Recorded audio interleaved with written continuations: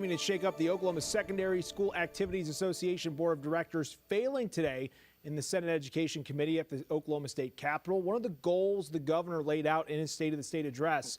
Fox 25's Paige Taylor breaking down the debate surrounding the legislation. In Governor Stitt's State of the State address, he called for the elimination of the OSSAA.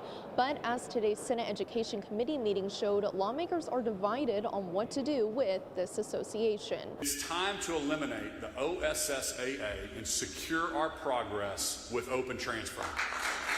That was Governor Stitt's call to the legislature a month ago during his State of the State address. State Senator Ali Seyfried brought forth an amended bill that would restructure the board of directors for OSSAA, being made up of appointees from the House Speaker, Senate Pro Tem, and the governor, including 2 parents. Some were for the bill. This is not abolishing the OSSAA. This is not getting rid of. This is not the legislature taking over. We don't want to do that. But this bill ultimately failed in a 6-4 vote. Senator Hicks changed her yes vote to a no at the last second after debating in favor of the bill. I'll be supporting this, and I hope that we can get some resolution to ensure that families have adequate representation to be able to allow their children to enjoy athletic competition.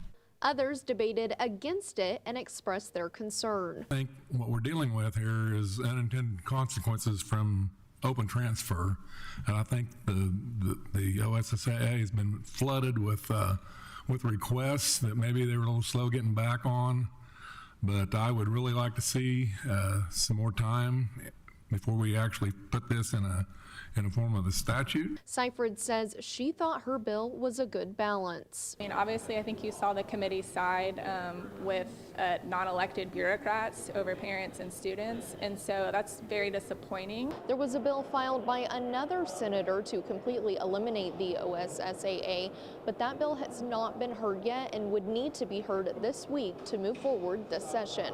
Reporting at the state capitol, I'm Paige Taylor.